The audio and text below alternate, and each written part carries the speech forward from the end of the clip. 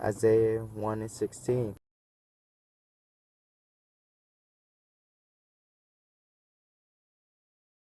From before my eyes cease to do evil. So stop doing evil, right?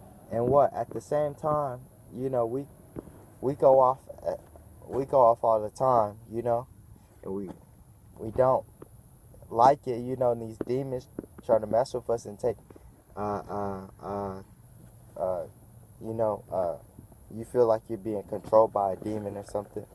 At the same time, it's like you just gotta suffer, you gotta realize that the Most High is watching you, and to see if you gon' if you're what we say in the South, if you're fugazi, if you're really about it or you just faking it, because what the Most High is always gonna like he did with Job. He was trying to test his integrity and such like that, and see, and Satan wanted to see if Job would curse him or curse the Most High,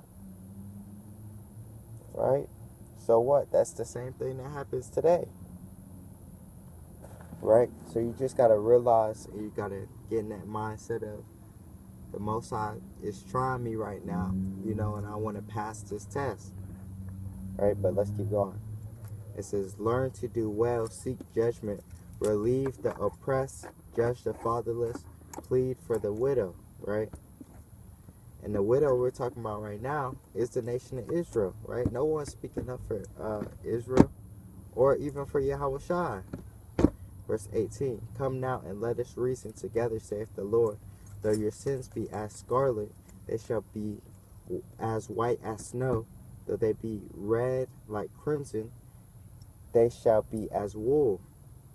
If ye be obedient, if ye be willing and obedient, ye shall eat the good of the land.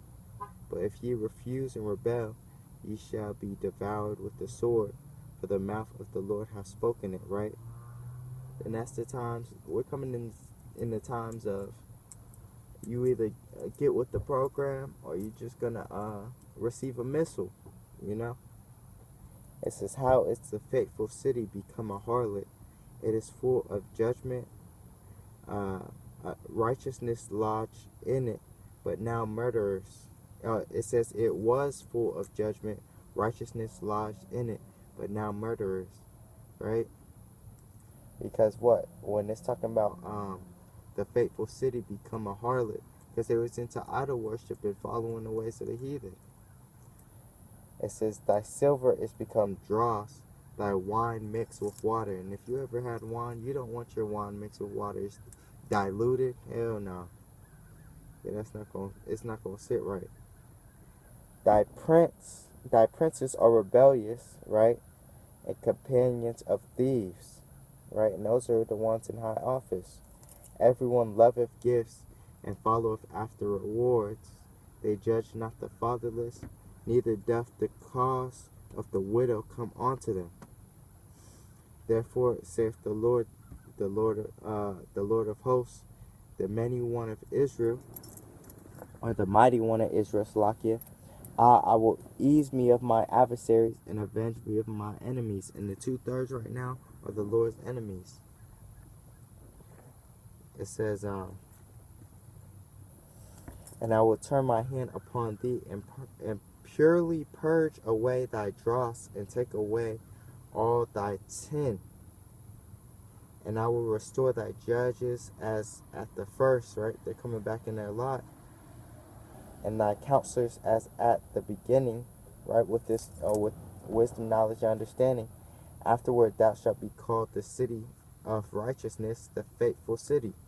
Zion shall be redeemed with judgment, and her converts with righteousness, right? And what? That's even going into the heathens, how it's going to be redeemed with judgment, because what? The America, Babylon the Great, is going to be destroyed for us. It's like a gift. It says, Revelation 18 verse 20, rejoice over her, thou heaven, and ye holy apostles and prophets, for Yahawah Bahashem Yahawashi have avenged you on her. Right? So going back to Isaiah 1 and go at 28, it says, "And the destruction of the transgressors and of the sinners shall be together, and they that forsake the Lord shall be consumed." Right? And if you're in this truth, you didn't forsake the Lord, right? Unless you fall out, right? It says, "For they shall be ashamed of the oaks which ye have desired, and ye shall be confounded for the gardens that ye have chosen." Right? Remember in the scriptures where it's talking about trusting in the shadow of Egypt, it says, "For ye shall be as an oak whose leaf fadeth, and as a garden that hath no water." Wow. Right? Because what? They're dead. "And the strong shall be as a tow, and the maker of it as a spark, and they shall both burn together, and none shall quench them."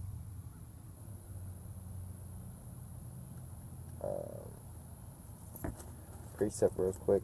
It says Luke 16 and 24.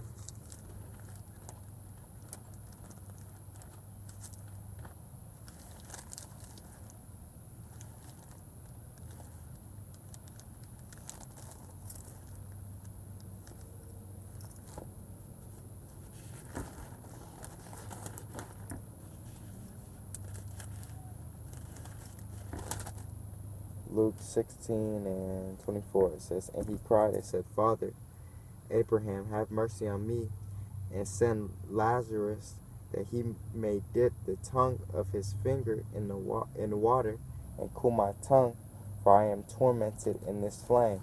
Let me go back. Isaiah 1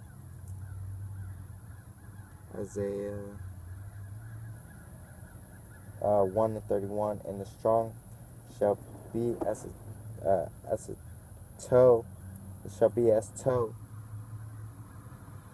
It says, "And the maker of it as a sparkle, and they shall both burn together, and none shall quench them." Right? Because nobody's gonna comfort you, especially us in this truth, if you fell out, or you don't want to do this work. I'll put it away now. Right? So that was Isaiah chapter 1, the water Yahawah Bahashem Yahawashi. Right? And shalom to the elect. Right? Shalom.